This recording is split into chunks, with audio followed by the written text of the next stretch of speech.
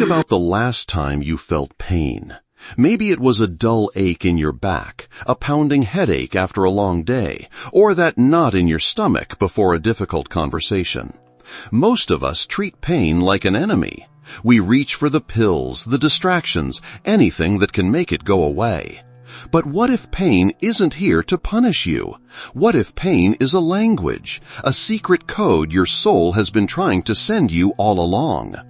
Carl Jung once said, "Until you make the unconscious conscious, it will direct your life and you will call it fate." Pain, in its most mysterious form, is one of the ways the unconscious speaks. It doesn't whisper in words. It speaks through tension in your shoulders, tightness in your chest, heaviness in your heart. It speaks through the moments when your body refuses to cooperate, not because it is failing you, but because it is begging you to listen. Most people never do. They rush through life ignoring the signs, silencing the whispers, until the whispers become screams. That's why so many of us wake up one day with chronic pain, with a body that feels heavy and uncooperative, and wonder, why me? But the real question isn't why. The real question is what? What is this pain trying to show me? What part of my life have I refused to face? What truth have I been running from? Imagine this. Your body is a living journal of your inner world. Every ache, every stiffness, every sensation is like a line of handwriting from your unconscious mind. But if you never read it, you miss the story your soul is desperate to tell. Maybe that back pain isn't just from lifting something heavy.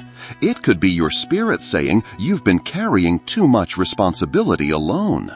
Maybe that persistent headache isn't just tension. It's the burden of overthinking, of trying to control what was never yours to control. Here's the paradox. The pain you fear most may be the exact doorway to freedom. The body doesn't lie.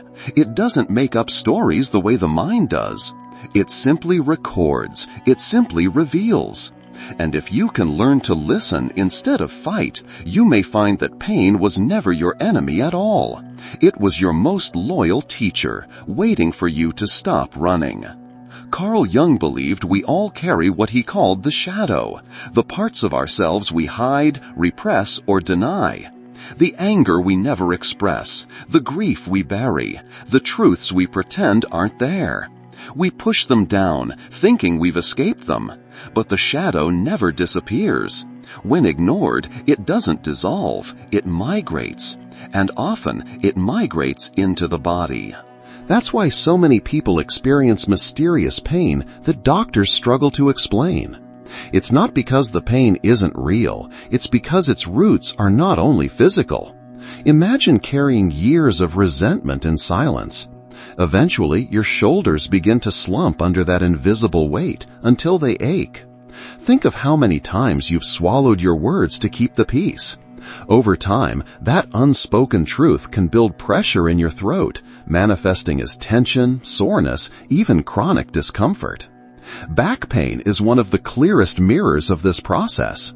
Of course, posture and physical strain matter, but symbolically, your back is your literal support system. When you feel unsupported in life, by family, by work, by your own choices, your back bears that silent truth. It's not weakness, it's communication. Your body is saying, you cannot carry all of this alone. The same is true of headaches. Beyond dehydration or screens, headaches often signal mental overload. The endless rehearsing of conversations, the obsessive planning, the pressure to hold everything together. Your head throbs not just because of stress, but because your soul is shouting, step out of your mind, return to your heart. Jung's insight was radical because it shattered the illusion that body, mind, and soul are separate. He saw them as one field of energy. Pain, in his view, was the unconscious sending a telegram to the conscious mind. Pay attention. Something inside you has been denied too long. Here's the hard truth. When you ignore the shadow speaks louder. What starts as a whisper of tension becomes a chronic condition. What begins as a moment of sadness unacknowledged becomes heaviness in your chest. The shadow will not let you escape. And that's not cruelty, it's mercy. Because by forcing you to stop, by forcing you to feel, it gives you the chance to heal. So the next time pain arises, instead of asking, "What's wrong with my body?" try asking, "What truth in me have I been unwilling to face?" That shift in perspective can be the very beginning of transformation. Every ache in your body tells a story. And if you're willing to listen, you'll discover that pain is not random at all. It's a precise language your soul uses when words no longer work.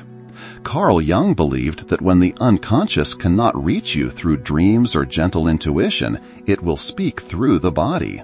Each area becomes a symbol, a living metaphor. Take the stomach, for example. Yes, it digests food, but symbolically, it digests life. Every experience, every truth you struggle to swallow, every conflict you avoid, it all lands here. That knot in your stomach before a difficult conversation is not weakness. It's your body saying, you can't keep avoiding the truth. You need to face what you don't want to digest. For some, chronic stomach tension reflects years of unspoken fear or resistance. Now think about the neck. Physically, it connects mind and body. Symbolically, it mirrors rigidity. When your neck feels stiff, when you can't turn your head without pain, ask yourself, where am I refusing to see another perspective? Where am I stuck in my view of the world? Neck pain whispers, loosen up, expand your vision, don't lock yourself in a single story. The chest, the home of the heart, carries its own secret language. Tightness here can be grief unexpressed, love unspoken, or emotional walls you've built after heartbreak. Many people who suppress sadness describe chest heaviness as if bricks were stacked across their ribs. Your body is literally mirroring the barrier your soul has erected. Spiritually, chest pain is not just about the heart muscle. It's your inner world pleading, feel again, trust again, let love breathe through you. And then there's the lower back. On the surface, pain here is often blamed on lifting too much or sitting too long. But symbolically, your lower back is about stability, emotional, financial, spiritual. When life feels unstable, when your foundation feels threatened, the lower back carries that weight. It's as if your body is asking, where in your life do you need more support? Where are you pretending to be strong when you actually need help? Even the smallest aches become profound when you decode them. Headaches are mental overload. Stomach tension is emotional digestion. Neck pain is rigidity. Chest heaviness is blocked love. Lower back pain is fear of instability. These aren't random, they are love letters written in the language of discomfort. The question is, will you keep numbing the messenger, or will you start reading what it's trying to say? Here's the part most people never consider. Pain is not here to destroy you. It's here to educate you. Carl Jung often described suffering as the psyche's way of demanding your attention, a wake-up call that refuses to be silenced.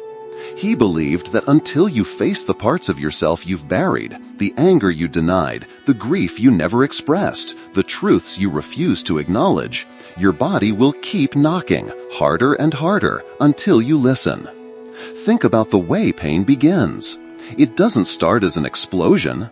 It begins as a whisper, a little tension in your shoulders, a fleeting headache, a restless night of sleep. But when you ignore it, when you numb it with medication, noise, or distraction, the whisper grows louder. It becomes chronic pain, recurring illness, or a heaviness that feels impossible to escape. This is not punishment. This is teaching. Pain is saying, you've gone too long without listening. Stop running. Sit down. Face me. Jung called this process individuation, the journey of becoming whole. And pain, as uncomfortable as it is often the gateway. A woman who carries throat pain may discover she's been silencing her truth for decades. A man with chronic lower back issues may realize he has been carrying the burden of responsibility alone, never allowing himself to ask for help. In each case, the body is not betraying them, it's guiding them. The symptom is the syllabus, and the classroom is your own life. And here's the paradox. Once you shift your perspective and treat pain as a teacher, its hold on you changes. The pain might not vanish overnight, but the fear surrounding it begins to dissolve. You stop asking, "How do I get rid of this?" and begin asking, "What do you want me to learn?" That single shift turns pain from a tormentor into a mentor. In Jung's words, one does not become enlightened by imagining figures of light, but by making the darkness conscious. Pain is the darkness that demands illumination. It forces you into honesty. It strips away illusions.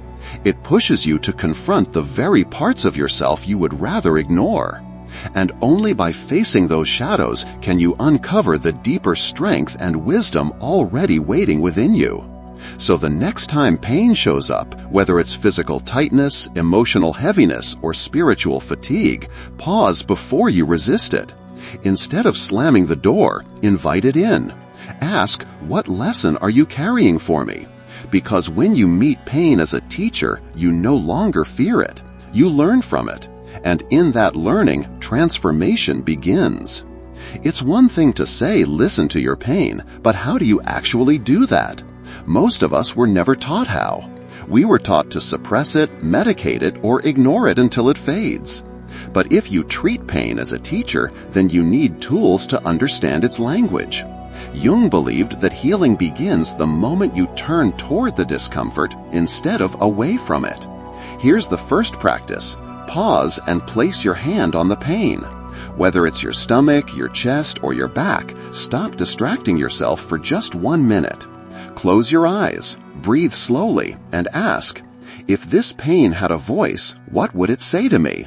Don't overthink, don't edit. The first word, image, or memory that rises is often the message. Maybe your stomach whispers, "I can't digest this situation anymore." Maybe your chest sighs, "Let me grieve." Maybe your neck murmurs, "You're refusing to look at another point of view." The second practice is journaling the conversation. Take a pen and write as if the pain itself were speaking to you.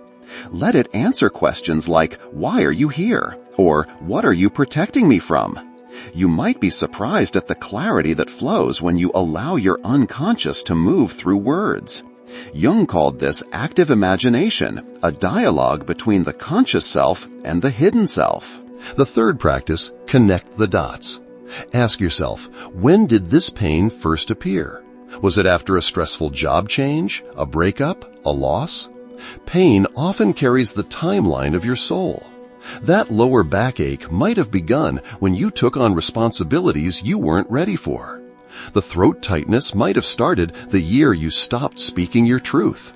By tracing it back, you see it's not random. It's a story waiting to be acknowledged. And the fourth practice, shift your response. Instead of numbing pain immediately, experiment with listening first. That doesn't mean ignoring medical care. Physical causes are real and need attention. But alongside that care, treat pain as a spiritual signal.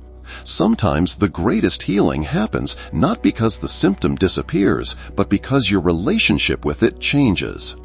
When you begin practicing these steps, something subtle yet profound happens. Pain stops being just a burden. It becomes a compass. You no longer fear it because you know it's guiding you somewhere deeper. And in that space of curiosity and presence, healing begins to unfold, not just in your body, but in your heart and soul. Here's where the journey takes a profound turn. Once you stop running from pain and begin listening to it, something remarkable happens. It transforms you.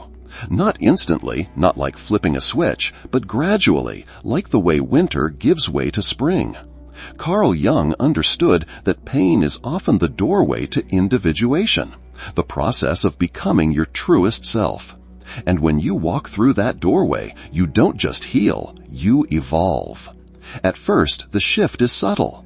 The headache that used to overwhelm you now becomes a reminder to pause and breathe. The knot in your stomach that once felt unbearable begins to reveal truths you had buried about the job that drains you, the relationship that suffocates you, or the expectations that no longer fit who you are. The pain hasn't vanished yet, but it no longer defines you. It teaches you. It points you back to alignment. And then, slowly, the deeper transformation takes root. The walls you built around your heart begin to soften. You start allowing yourself to grieve old losses instead of numbing them. You begin to see patterns in your life, not as curses, but as lessons. The lower back pain you carried for years no longer feels like random bad luck. It feels like a mirror showing you the weight you've been unwilling to share. And when you finally ask for help, when you finally release control, you notice the pain begins to ease. This is the paradox Jung often pointed to. What you resist persists, but what you embrace transforms. By facing pain, you strip away layers of illusion. You realize you are not as fragile as you once believed.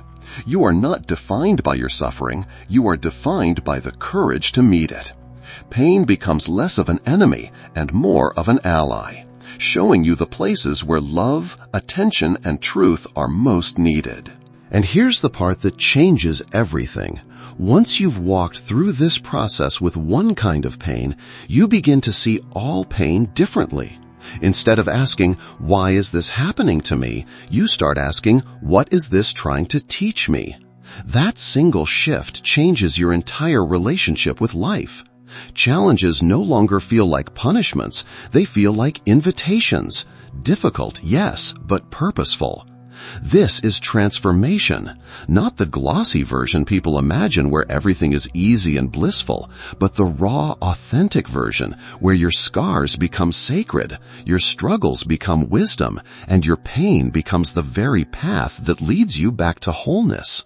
And when that realization takes root, you carry yourself differently, calmer, stronger, more grounded. You no longer live at war with your body or your past. You live as someone who understands the deeper language of the soul. So now we arrive at the heart of the message. Throughout this journey, you've seen that pain is not random, not meaningless, and not just a cruel twist of fate. Pain is a messenger. It is the voice of the unconscious calling you home. Carl Jung warned that if we refuse to make the unconscious conscious, it will rule our lives and we will call it fate. Pain is one of the loudest ways the unconscious speaks. And the question is simple. Will you listen or will you keep running? Think about it. Every ache, every tension, every heaviness you've carried, it's been trying to show you something. Maybe that backache is telling you that you've been carrying too much alone. Maybe that tightness in your chest is grief asking to be felt. Maybe that constant headache is your mind screaming for rest, for stillness, for a return to balance. If you ignore it, it grows louder. If you meet it with curiosity, it becomes a guide. Here's the invitation. The next time pain arises, don't just reach for distraction. Don't silence it immediately. Pause. Place your hand over the pain, breathe deeply, and ask, "What are you here to teach me?" Write down what comes. Reflect. Begin a dialogue with your own body as if it were a wise friend, because it is.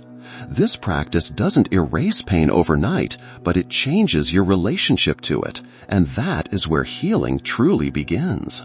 And here's something powerful. When you start to see pain as a teacher, life itself begins to shift. You become less reactive, more compassionate with yourself, and more patient with others. You realize everyone you meet is carrying invisible pain of their own. This awareness deepens your humanity. It turns judgment into empathy.